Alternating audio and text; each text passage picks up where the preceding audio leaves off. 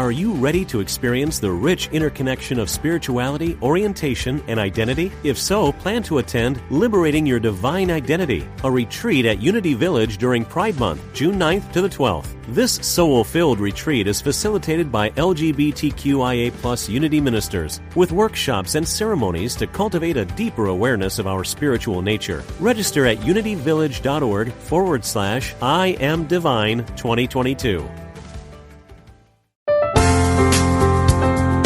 Exploring our oneness with Spirit and each other. Unity Online Radio.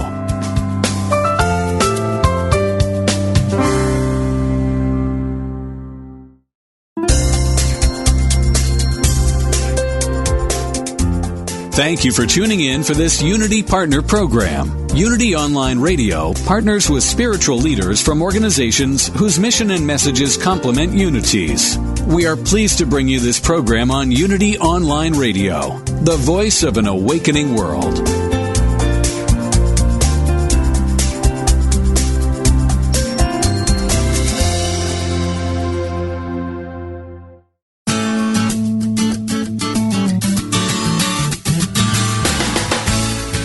Thanks for joining us for Living on Purpose with spiritual psychology doctoral candidate Jesse Harriet from Atlanta, Georgia. This program is where psychology is blended with ancient wisdom. Welcome to the program. Here's your host, Jesse Harriet. And thank you, folks, for tuning in for another episode of Living on Purpose on Unity Online Radio, the voice of an awakening world. My name is Jesse Harriet, and I'm happy that you've decided to join me for what will be a full hour of inspirational and transformative dialogue.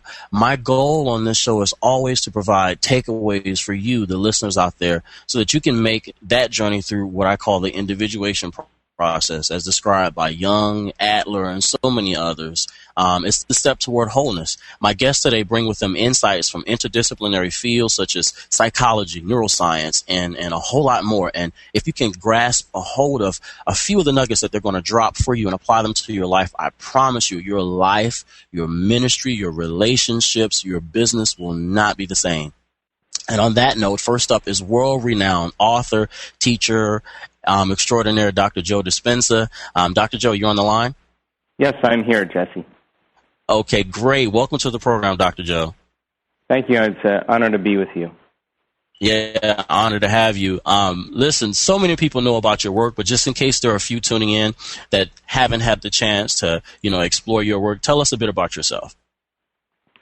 Well, I've been on the journey of really demystifying, spirituality and using the scientific model in order to do that. I think science is the contemporary language of mysticism, and I think when you start talking about religion or culture or tradition, you begin to divide individuals. So I've used science pretty much as the backbone to be able to merge, ancient wisdom with, concepts from quantum physics and neuroscience and epigenetics and our biology to really help people understand really what's possible for them as human beings, and then, give them permission to try it out in their life, because unless we're trying out in our life, it's just good dinner conversation. So let's see, I wrote my first book was called Evolve Your Brain, The Science of Changing Your Mind, and that's really the neuroscience of how change is possible. I talk about spontaneous remissions in that book, and that led me to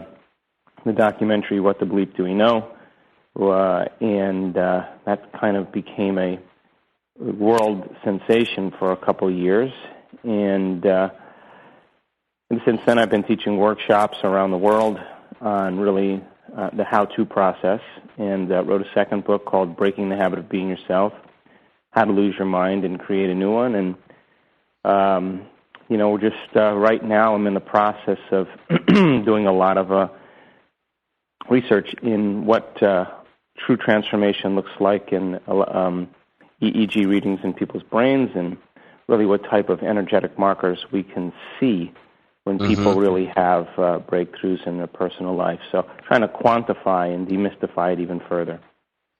I love that. I love the fact that that transformation can be quantified, through our actual experiences, and then, employing science and looking at EEG charts that chart the brain. But I want to take something you said. You mentioned about the book that you're working on, or the book that you just finished.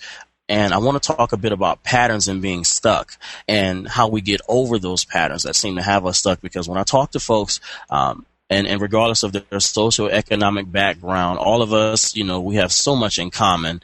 And it's these same what we feel like they're inherited traits and patterns or whatever that keep us stuck, that keep us from, venturing out and trying new things or exploring new paths or, launching out and trying to go for that business.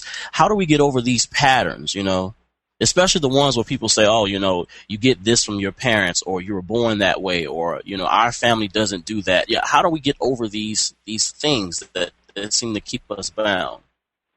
Well, I think that, if we begin to look at really the idea that we're not hardwired to be a certain way for the rest of our life, that the brain is really just completely adaptable. The concept called neuroplasticity is an emerging word in neuroscience that says that we're changed by every new thought we think, every single new thing we learn, every new experience we have, every new choice we make, every new behavior that we demonstrate, even every new dream that we fantasize and cultivate in our mind. Our brain literally reorganizes itself to reflect that change. The concept of epigenetics says that you're not doomed by your genes, that in fact, there are thousands of different variations on the same gene. But if you wake up in the morning and, we think 60 to 70,000 thoughts in one day.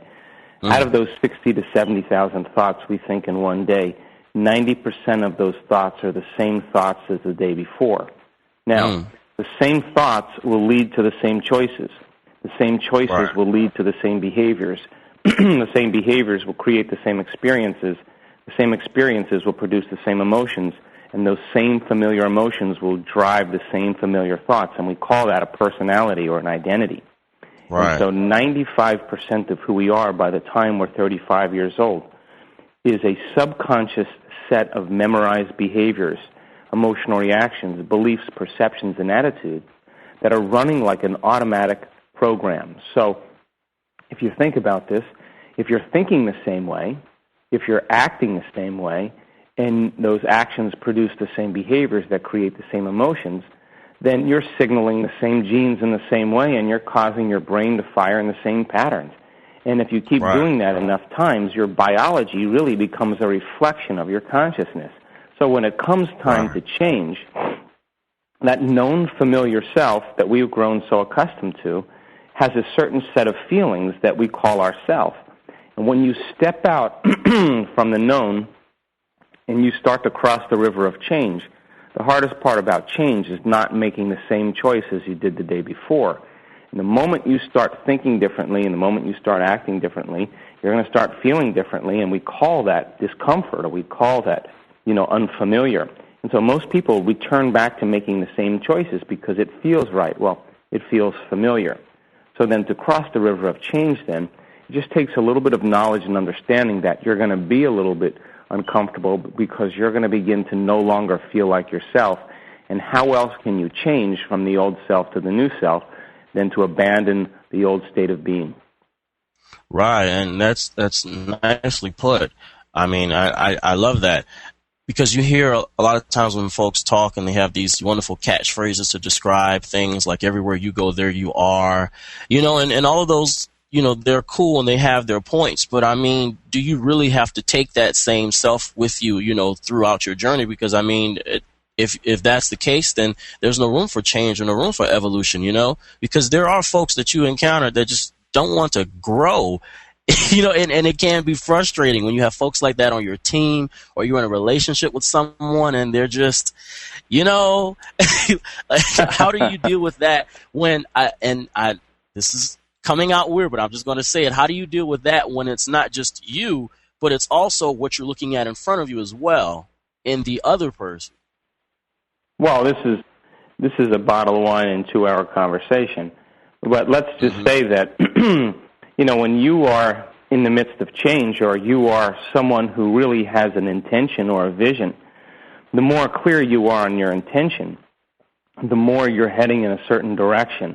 So I think one of the biggest things that people lack is the belief in themselves that they can make their dreams come true. And so most people wait for a crisis or trauma or loss or disease or catastrophe, diagnosis to finally make a decision to change. In other words, they reach their lowest denominator and their back is against the wall. And now they're forced to change, and they begin to examine how they've been thinking. They begin to look at how they've been acting. They begin to notice how they've been feeling.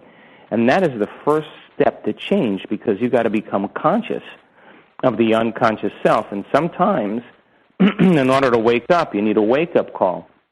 My message is, why wait? You can learn and change in a state of pain and suffering, or you can learn and change in a state of joy and inspiration. And the only ingredient that allows us to do that is information, because when you begin to see what's possible, and that no human being is excluded from this equation, independent of your race, the color of your skin, your age, your ethnic background, your culture, your gender, that if you're a human being and you're alive, you are connected to some infinite field of information that's both personal and universal. The question is now, how do we access that, and how do we begin to use it to begin to create the life we want instead of the life we don't want? And when people begin to become inspired about what's possible, they begin to see a whole new landscape that they never saw before, because they're no longer looking at their life through the lens of the past. So then getting people out of their resting state and getting them inspired in relationships, whether it's a personal relationship, or a business relationship, or a family relationship, really the key ingredient is to be the living example of it. Because when you are intoxicated by your own potential and you're alive and you feel like you're creating the life that you want, you don't have to say anything. You just have to be yourself, and you give people permission to really jump on there. And now you're demonstrating greatness, and people want more of it. They want to be around that, and you're giving them the opportunity to see that in themselves. And I love how you even the platform, because if you listen to certain teachings, it almost seems as though there's a status element there, like you have to be of a certain class in order to get this, and if you don't get this, there's something wrong with you. And I loved how you eliminated that. There's a movie in pop culture called Trading Places. I'm sure you've probably seen it with I think it was Dan Aykroyd and Eddie Murphy in it. But the moral of the story is that anyone can catch hold to that information, whatever it is, and it can literally change them. They literally switched places because Eddie Murphy was given an opportunity. So he caught hold of something, and his color, his socioeconomic status, which was straight poverty, didn't stop him from catching hold to that vision of success, and instantly he was changed. Right, and it's a new time, and information is so readily available right now. This is what makes this particular time in history so enriching, because you can get on the internet and you can research anything. I mean, 20 years ago, I had to go to the research library at the University of Washington and pull 20 books off the shelf that each weighed 10 pounds each. And I had to thumb through those books to find information. You don't have to do that now. You can teach yourself anything now, and because information is so readily available, we now have at our fingertips the dissemination of knowledge that levels the playing field about expertise. You can become an expert in any field if you just want to learn. And you can know more than your doctor at times about a certain condition. You can know more than your investment banker.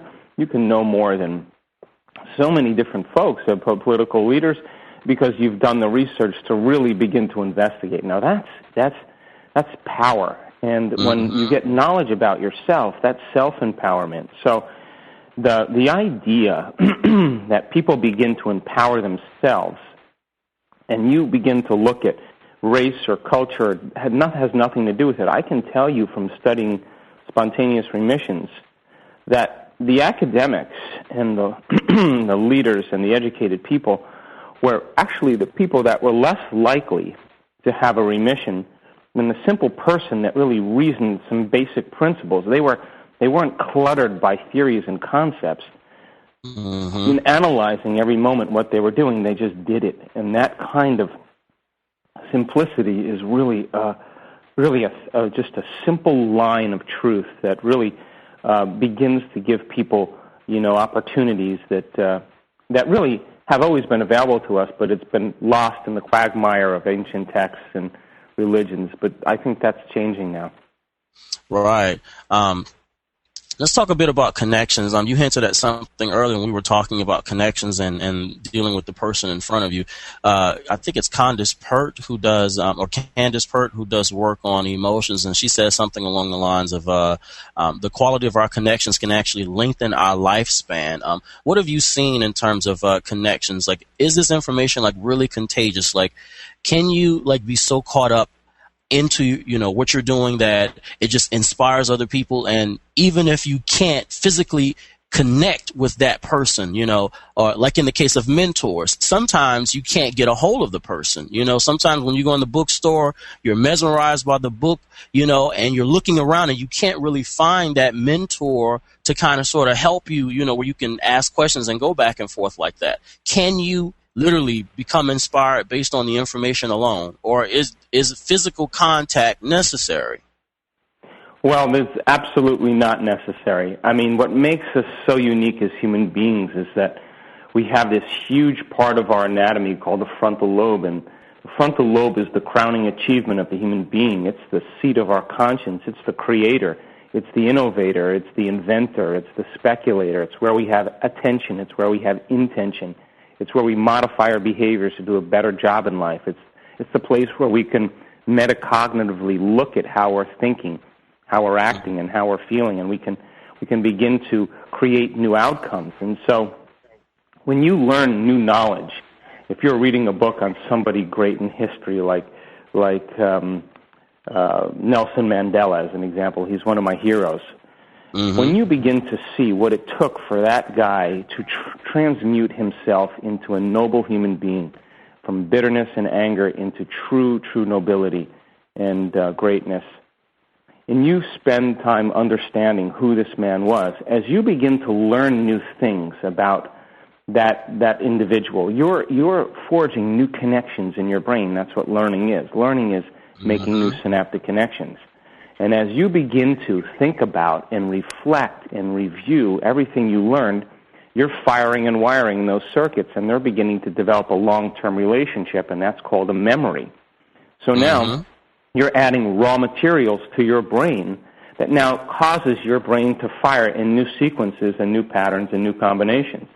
And whenever you make your brain work differently, you're changing your mind, because mind is the brain in action. Mind is the brain at work. So as you remind yourself of some of those qualities and values of that individual, you're actually installing the neurological hardware in your brain so that you have circuits in place to demonstrate now some of the qualities of that individual. So we're only limited by the knowledge we learn. So as you begin to now speculate a new ideal of yourself or a new future self, as you begin to rehearse a new way of being, this amazing thing happens. You begin to put yourself into the equation. You begin to imagine yourself doing it. And that process of personalization of knowledge literally is the first step to begin to neurologically lay the platform of who you're going to become. Now that you have the circuits in place, now you got to demonstrate that in your life. Now you got to get your behaviors to match your intentions. You got to get your actions equal to your thoughts. You got to get your mind and body working together. And when you do, you will experience nobility. You will experience greatness. And the moment you experience it, you reinforce the circuits that you learned philosophically in your brain, because experience enriches the brain.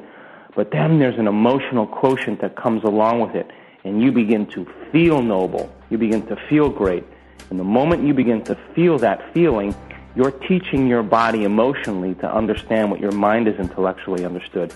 And now you're beginning to embody knowledge. The word's becoming flesh, and you're literally signaling new genes and new ways to rewrite your biology. So we're only limited by the knowledge that we learn. Beautiful, beautiful. And on that note, we have to take a quick commercial break. You're listening to a conversation between myself, Jesse Harriet, and Dr. Joe Dispenza, best-selling author, world-renowned teacher. Stay tuned. We'll be right back after this break.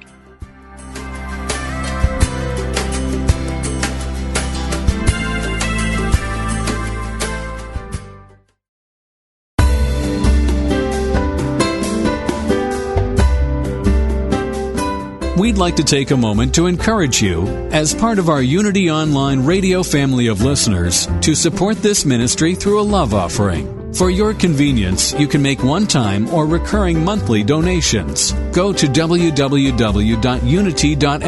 and click on Donate Now. Thank you for your support.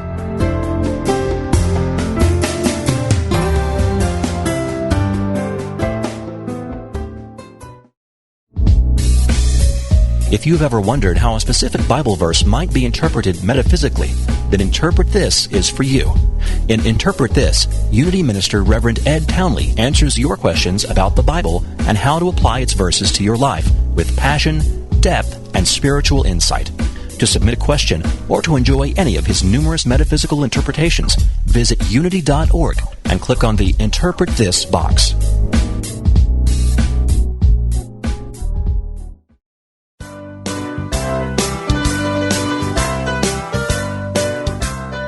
What is the key to happiness?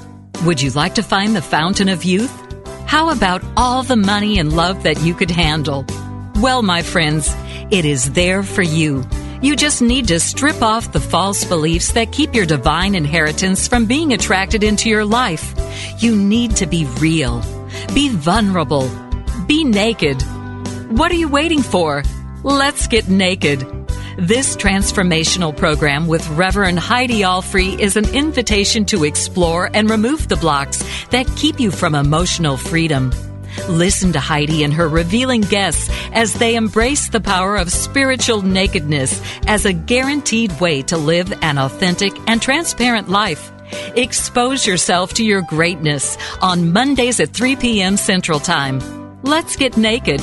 No dress code required. Only on Unity Online Radio, the voice of an awakening world. You gotta get rid of your butt. It's bigger than it would appear. It hinders your forward movement when you keep bringing up the rear.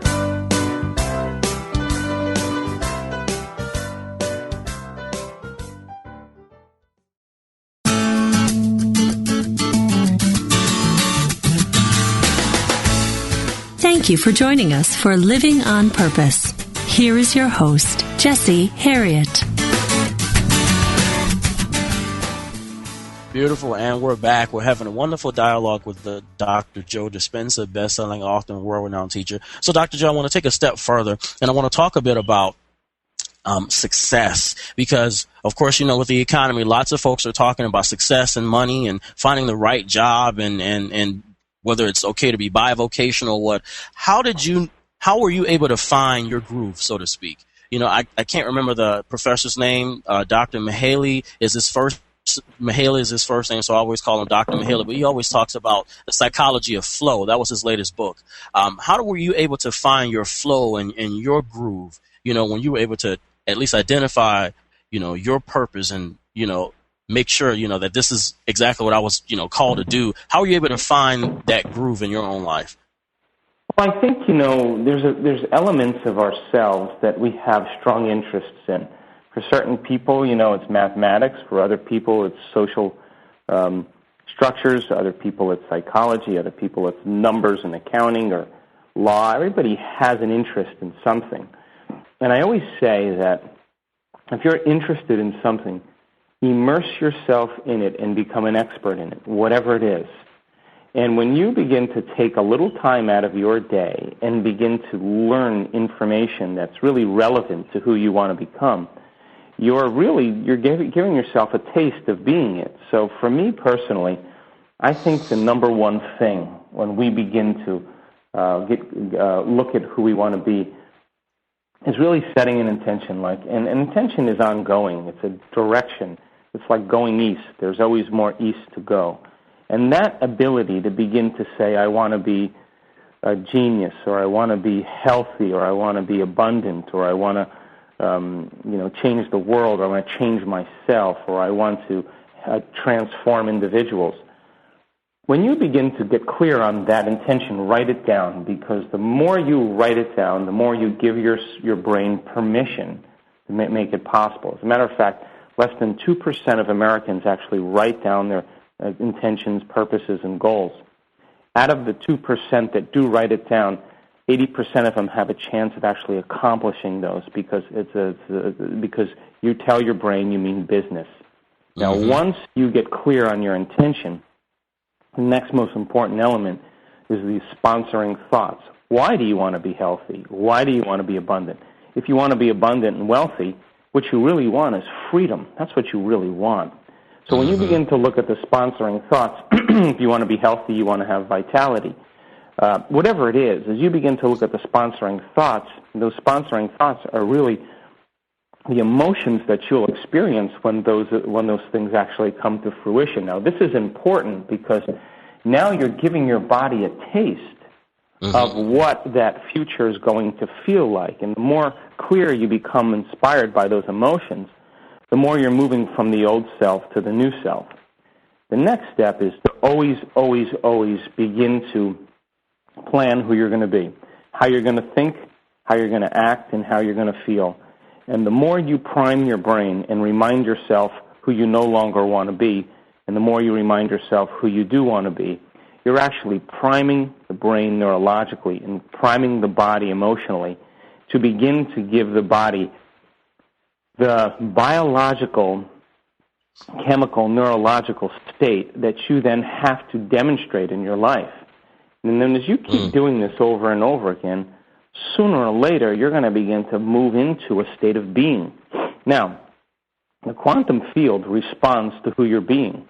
And when your state of being is equal to your purpose or your intention or your mission, look at Martin Luther King, look at Gandhi. These were individuals that were in a state of being. They were living in that future reality in the present moment, and they were uncompromising to that destiny. When you have that state of being that's so consistent, where mind and body are working together, when mind and body have merged, there isn't anything that you really have to do. As a matter of fact, the universe is going to begin to orchestrate events in your life to reflect who you're being. So the clearer you are on your state of being, the clearer you are on your purpose, the more you are embracing it in mind and body, the more the opportunities begin to show up in your life equal to that state of being. So I actually never consciously planned on doing any of the things that I'm doing now. I never really even had a specific outline of what it would look like. I just knew what I was passionate about, and when the opportunities started to open up and they started to show themselves, I just took them, because that was in along the line with my purpose. And where I am today compared to where I was 5 years ago is probably 4 lifetimes to me. And so I think that it's a reflection of a state of being, and I think the quantum field or universal mind or whatever you want to call it is very, very responsive to our state of being, not just what we think or not just what we feel, but the combination of how we think and how we feel, how our mind and body are working. And I think that's the magnitude or of attraction that begins to open up possibilities for ourselves. And it's interesting that you said that. While you were talking, a question came to me about difficult clients. Like, there are always, folks out there, when you talk about this type of information, regardless of how you articulate it, they catch hold, and it's, an immediate, okay, got that. You see the light bulb go off in their eyes or whatever, and they're rolling with it. But how do you deal with those difficult clients that seem to have a lot of stuff to get through, and they just can't catch hold? Is there a simpler way that you deal with them, or what's your strategy for dealing with what I call those hard clients? Well, I think the only impossible thing in the universe is a closed mind, and I think that what it takes to get people to open their mind is the craft, it's the gift. And so I think when you ask people questions like, and with a certain degree of education, all right, so we got that you had a difficult past. Yeah, we know that your father was this and your mother was that. And yeah, we know that your ex spouse did this to you, and and I know that all those things occurred to you. But are living by those emotions really loving to you? If you understand that those emotions signal the same genes in the same way that push the genetic buttons that create disease, what do you want to do? Do you want to stay there? And if an emotion is a record of the past and you're feeling the same way every day, then you're living in the past, and you'll never create a new future living in the past. And if those emotions are driving your thoughts, then you're thinking in the past, and you'll keep creating more of the past. So what's the alternative? Do you want to transmute that emotion of hatred or frustration or anger or fear? You know, you want to transmute that into love and freedom and joy and create a new future? Because a memory without the emotional charge is wisdom. And that's when we begin to really, really forgive others and we forgive ourselves, because we're creating a whole new life. And when you're living by the same emotional substrates from past experiences, you're trying to analyze the problem of your life within that emotion, and the answer is never there. The answer is outside of that emotion. So getting people to begin to understand that when they're judging someone else, or they're angry, or they're frustrated, they're hating, they're affecting their own selves. You know, people start having a wake-up call, and they're like, gosh, I don't think that this is really healthy for me. So if you lead people into the understanding that it's not necessary to talk about their past problems, as a matter of fact, you're going to continuously fire and wire the same circuits in your brain, and you're going to hardwire your problems in there. And if you work yourself up into an emotional state, you're going to condition your body into reliving the past again, and your body, as the unconscious mind, is going to begin to believe it's in the past. You're going to keep doing that, you're going to be stuck in a personality. I mean, forget the past and what happened. Just look at the emotion that you're living by and begin to unmemorize and transmute those emotions and give your body an opportunity to be free from those addictive emotions that keep people stuck in the same state of being. Because what I've seen just in my experience dealing with just students that are working on ACT, SAT, to grown-ups just living their lives, is that whenever they encounter what looks to be like a block or a closed door or something like that, it's like they have an emotional connection to it. They take it so personal, the hard clients, and they create these automatic scripts for them so that whenever you try to help them, that automatic script comes up. They give you a long explanation, and then that's as far as you can get, you know, with regards to that block if you're approaching it that way. And some folks will actually get downright mad. Like their voice will flare up whenever you talk about that issue or whatever. Like, what's your recommendation for processing through what looks like blocks in front of us or closed doors, you know, so you didn't get that job, so you didn't get that promotion, you know, so that girl doesn't want to date you, you know? What's your recommendation?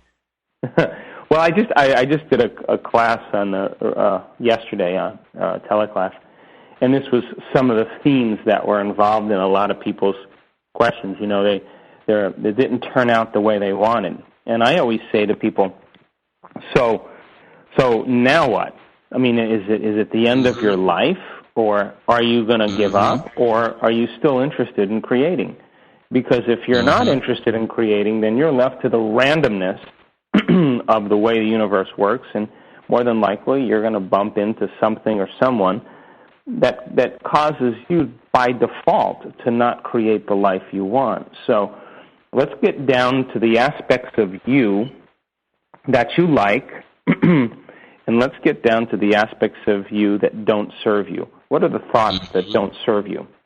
What behaviors, if you saw in somebody else that you have, would you like to change? Do you like to complain? Do you like to blame? Do you like to make excuses? Do you like to feel sorry for yourself? What emotions do you live by that you know that aren't who you really are, and do you want to do something about that? If the answer is no, then live in that state of being for a while and see how it works for you.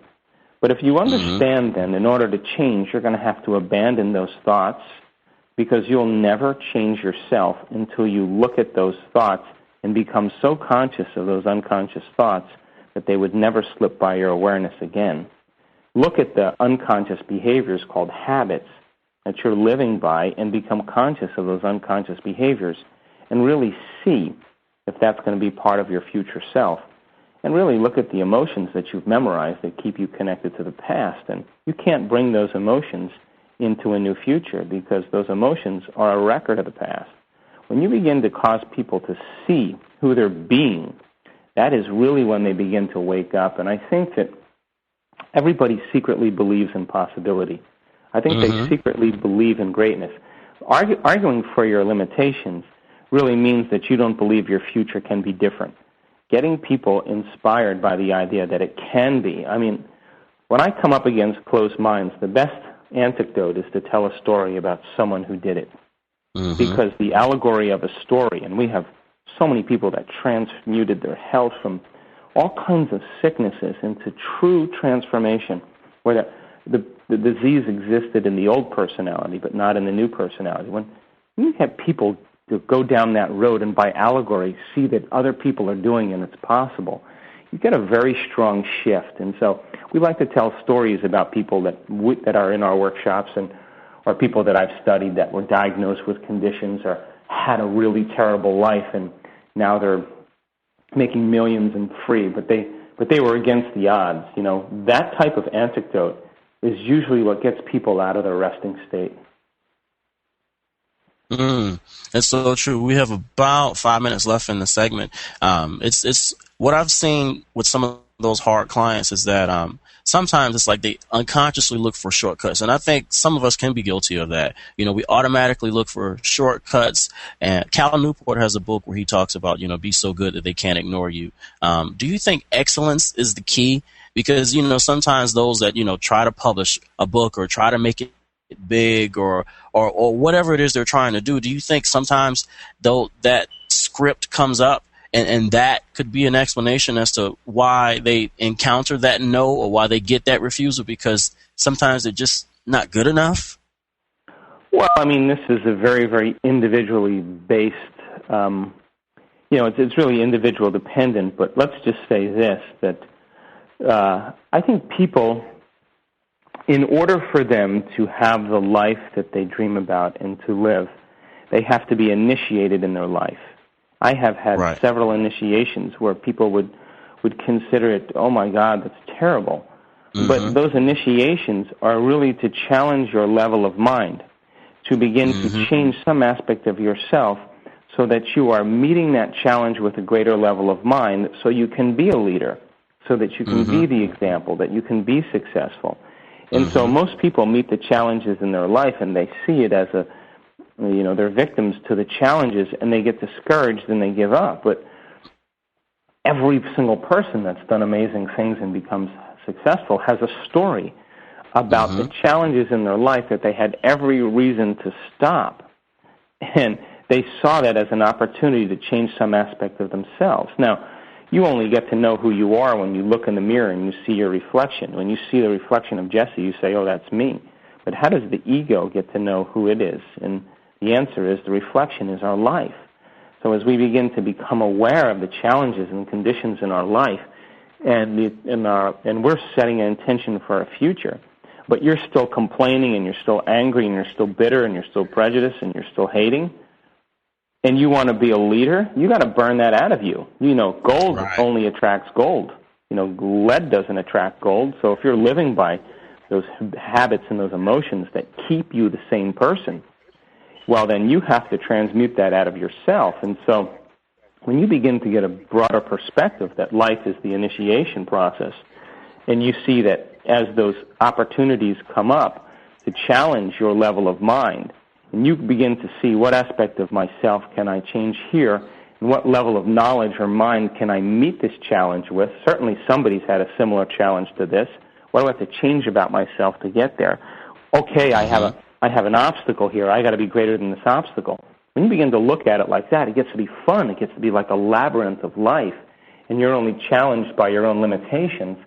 That's when you begin to see that it was always worth it in the process. But I think most people are conditioned into immediate gratification, and if they don't get it right away because movies and televisions and sitcoms problems are resolved in 30 minutes, and we're conditioned into thinking that it has to be instant.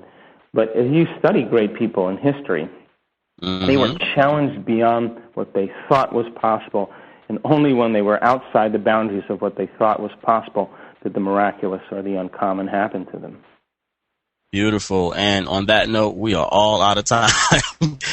Dr. Joe, thank you so much for coming on the show. I mean, folks, if you didn't get any nuggets or whatever, shame on you. Listen, go back and download the archive and get your pen and pad and definitely take notes. Dr. Joe, I appreciate you coming on the show. Your website is www.drjoedispenza.com, right? That's correct, Jesse. Okay, great. And his latest book is Breaking the Habit of Being Yourself, which you can purchase at your local Barnes & Noble bookstore or bookstores online, Amazon.com, or wherever books are sold. Stay tuned for our third segment. Our guest is Dr. Kim Clarity. We'll be right back.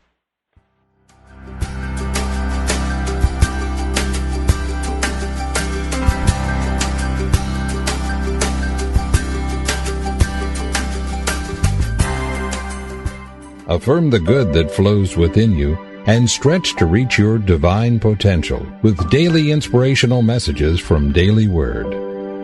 My affirmation of faith is, I release and I let go. I release my desire to control people or situations. I let go of fear, worry, and doubt. I trust in divine power, which is infinitely capable of establishing right outcomes. I align myself with this power through prayer and meditation. Opening my mind and heart to the wisdom of the universe, I recall the promise, I am with you always to the end of the age.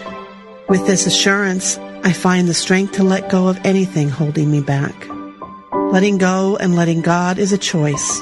It empowers me to move forward with ease and confidence. It provides me peace of mind and the assurance of divine order. As I let go and let God, I open the door to infinite possibilities. Daily Word magazine is now available in a digital format. A 1-year subscription to Daily Word digital magazine with audio is only $9.95. That's less than 3 cents a day to start your day right, centered and connected to the truth within you.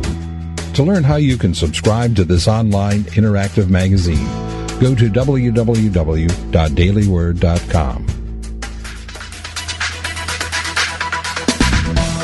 Stop feeding your problems by calling them problems. Whether you have issues with weight, finances, relationships, or any other area of your life, your perception that you have a problem is the most significant roadblock to transforming your life. Join renowned author and transformational coach Freeman Michaels live every Monday at 4 p.m. Central for his remarkable new show, It's Not a Problem, It's a Pattern, only on Unity Online Radio, the voice of an awakening world.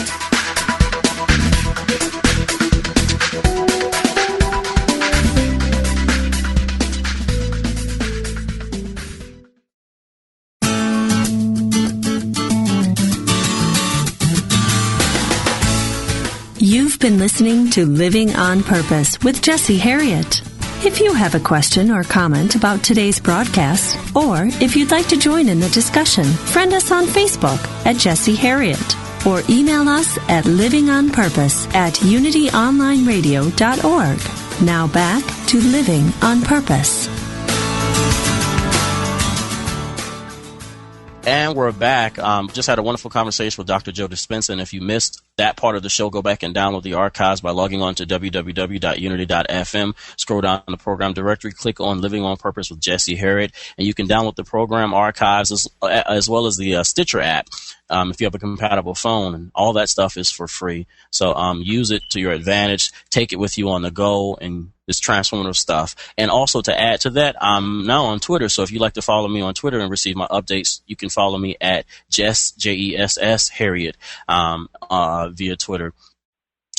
And on that note, I want to welcome to the show my new friend, Dr. Kim Clarity. She'll tell you more about herself when she comes on the line. Dr. Kim, you all set? Yes. You on the line? I am here. Great, Yes. great. I'm excited to have you. Like I said, we are on a high note because we just got finished talking with Dr. Joe, and he was dropping some psychology bombs and stuff like that. And I know you're good in that area because you work in the whole spiritual psychology genre. So tell us a bit about your background. Well, for many years, I've been in New Thought. I started out with Marianne Williamson back in 1982, and was introduced to A Course in Miracles, and that was the beginning of the biggest turning point in my life. And I think that Course in Miracles is a classic book on spiritual psychology. So from there, I started teaching and going into religious science and getting my reverend, and then went on and got my PhD in religious studies. And now I have my own academy teaching other great souls to be spiritual leaders in the community. Beautiful, beautiful, and I love that. Real quick, let's jump into the heart of your work. If you can summarize your work, how would you summarize your work to someone who's never met you before? Like, how would you articulate and explain, like, the crux of, like, your work and your goal and your passion and what you were offering to them via your programs? Well, that's a great question. What I have noticed being in this genre and this idea of New Thought for, I don't want to mention how many years now, too many years, what I've noticed is people love to go to their churches, their unity churches or religious science or, wherever they go, and they get inspired in the Sunday service, and then they walk out the door, and for the rest of the week, they tend to feel disconnected or incongruent with their self, with their greater self, and that sense of their spiritual connection. And so I started thinking about psychology and how Course in Miracles really does ask us to take a look at our behavior. And I started doing some research, and I'm always looking to learn more and know more. And I went to a major course from Chris Howard about NLP and all the ideas of neuro-linguistic programming. And that is where I found a formula, and it's the Morris-Massey formula. And the formula, in a very short version, states that our belief system that we absorb during childhood from 0 to 7 creates the meaning that we give things. And the meaning that we give things creates our emotional state. And our emotional state creates our behavior, and our behavior creates our results in our life. So I think the disconnect happens when we go to church or we listen to Oprah or we do shows like yours. We hear great information, but then something happens in life. I like to call it Earth School. We go out into Earth School and we get one of those tough classes, and before we know it, we're held hostage to our emotions or our depression or our fear or our feelings of less than, and we think in that moment that we are trapped or enslaved by that negative emotion, and most people don't think they can just get out of it. And so what we teach is we give tools of how to go back in life to major points of impact that created some sense of where I am not valuable or I am not worthy. Because, Jesse, I think it's an epidemic right now. I think that everybody has a little or a lot of I am not worthy in their subconscious, but they're not necessarily conscious of that. It's just that their life reflects their consciousness. And so if somebody's life, if they're having trouble with money, trouble with relationships, they're not living what their purpose is, they're not feeling connected to something greater than themselves, people have a tendency to think, oh, well, my life is terrible, I'm a terrible person, I guess this is how my life's going to be, and they feel stuck. But the truth is that we're not stuck. The Course in Miracles says that in any given instant we can choose again. So, or love brings everything and life itself up to be healed. Either one of those statements perfectly explains that when I notice that I am not in my divine self, my great living enlightenment self, that I am incongruent with the spirit that created me out of itself. So I have to ask myself, what is the meaning that I am giving to this experience? So what do most people think when a bad thing happens to good people? What do most people think? They think something is wrong with me. But I don't think so. I think it's Earth School. And I think that something happens to wake us, to get us to pay attention, to understand that whatever's going on, our born gifts to overcome it, and we can be totally free slave to our emotions. I totally agree. You were just I totally agree with what you're saying. Excuse me for cutting you off or whatever. Because you said so much. And I wanted to ask you a specific question just to piggyback off what you've said. For those that encounter the blocks out there and like you said, they feel disconnected or disempowered or they feel like they're not worthy, how do you approach that situation dealing with the hard clients? Because I offered the same question to Joe and I love his response. So I want to get your take on it as well. How do you deal with those hard clients that feel disconnected? What do you offer to help them? Because I know it's all about the individual as well. They have to choose because some folks they just have a closed mind and they have a wall and you can't get through to them. But for those that are willing, but they offer a little bit of resistance, how do you as a coach break through that resistance? Well, the very first thing we do is we talk about the original point of impact. I take them back to the first memory they have of when they made a decision that they were not worthy in some way. In other words, if a father or a mother didn't give them what they wanted, I take them back to that time and I ask them the question, could there be something greater that was trying? In other words, your little soul, Neil Donald Walsh has that story, Little Soul in the Sun. Your little soul that came to this earth to know itself as something greater, as something unique. Is it possible that negative emotion, that negative experience happened, not because of what was you, but because you are in earth school learning from that experience to turn you to the opposite of the problem? What would be the grander purpose of the problem? In other words, like in my I had a really horrible childhood. And so if I have a client that says, I had a really horrible childhood, I didn't have the upbringing that supported me, I might say to that person, well, why do you think that happened to you? What's unique about you? What gifts do you have that because of that experience, now you could turn it around, like Byron Katie, you could turn it around and see a grander purpose for that experience. Once they identify that, once they go, oh, well, maybe it happened to me so that I can help people now overcome these problems. Or maybe that happened to me so that I could be more compassionate, more loving men and women. Then the meaning changes of the experience. Now the boundary condition of the problem has been loosened, and they begin to see stability rather than imprisonment. And that's what's exciting. When people start to go, oh, you mean all that horrible stuff that happened to me wasn't real? It was an illusion. It was earth school. It was a divine play. And that all I have to do is see that I am really, that's just a part in play, and that the next part, I come out of it the hero or the shero because I changed the meaning of, not from what was wrong with me, but to I am worthy. This happened to me so that I could serve others with it. Beautiful. I could go on forever, but that, in a nutshell, that's what it is. Wow, we have less than 3 minutes left in the show. What's going on in your world? Any new projects or seminars or any new undertakings?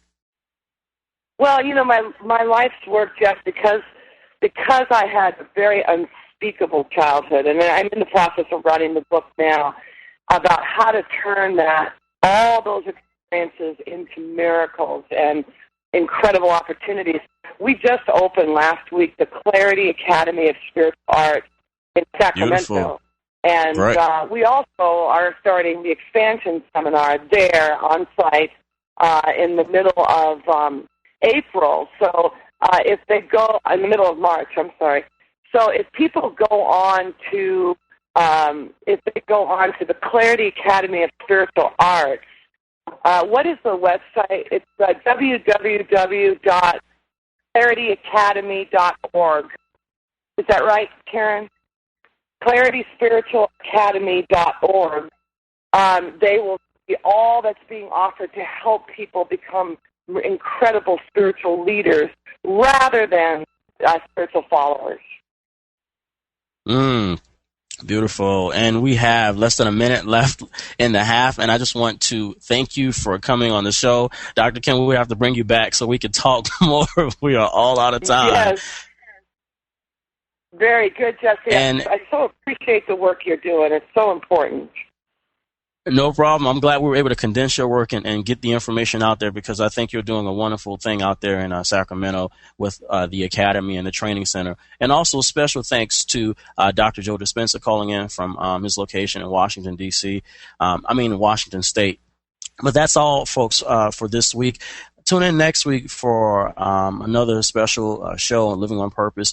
Our guest is Dr. Eve Ekman. If you've seen the TV show Lie to Me, well, then you know about her father, Dr. Paul Ekman, whose work the TV show is based off of, his work on microexpressions and facial psychology. Dr. Eve Ekman joins us on the program to talk about that and more, so you don't want to miss that episode. That's been our show for this week.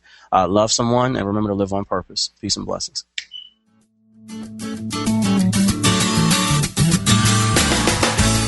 Thank you for listening to Living on Purpose with Jesse Harriet. Join us every Tuesday at 9 a.m. Central for more insights into spiritual psychology, ancient wisdom, and how it connects to your life today.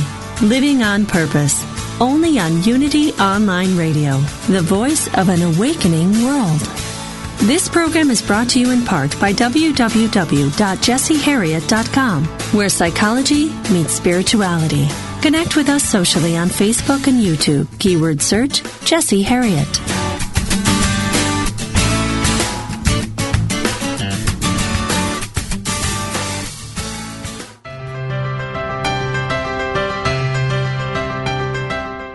Somewhere, tucked away in the Unity Library archives in Unity Village, Missouri, you can find a secret treasure. They are the scripts from Unity co-founder Charles Fillmore's early days on broadcast radio. The teachings of Unity's founders, almost 100 years old. Now, for the first time in history, you can hear them through the power of the Internet. Join Bob Brock every Tuesday at 10 a.m. Pacific, 1 p.m. Eastern, for Unity Classic Radio, Words from Our Past. Discover the wisdom of Charles Fillmore's talks and of other Unity radio speakers read on the air again. Call in your comments and questions as Bob and his special guests revisit Unity radio talks of the past, along with historical background from the early days of the Unity movement. That's Unity Classic Radio, Words from Our Past, every Tuesday at 10 a.m. Pacific, 1 p.m. Eastern, right here on Unity FM, the voice of an awakening world.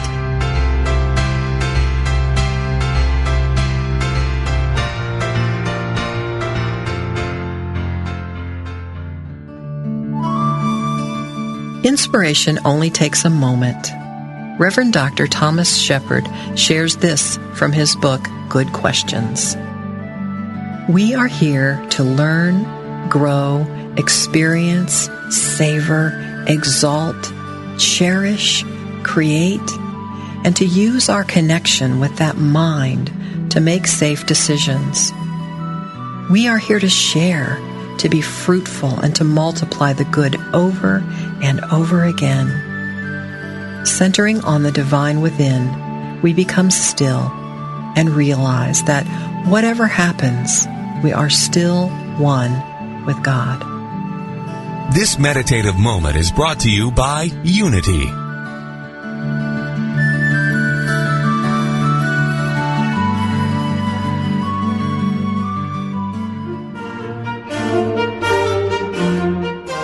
Oprah Winfrey says that Eric Butterworth's book, Discover the Power Within You, changed her perspective on life and religion. Maya Angelou quotes Emily Cady's Lessons in Truth as she recalls her own spiritual awakening. What do these books have in common? They are Unity classics. Join Reverend Laura Beth Gilbreth, Minister of Unity Transformation, Thursdays at 10 a.m. Pacific, 1 p.m. Eastern, for Hooked on Classics, exploring Unity's classic books. Each month, you'll be able to follow along and contribute your thoughts, questions, and ideas as we examine a different classic Unity book. From Charles and Myrtle Fillmore to Eric Butterworth, Emily Cady, and beyond, experience the foundational teachings of Unity. Hooked on Classics, exploring Unity's classic books. Thursdays on Unity FM, the voice of an awakening world.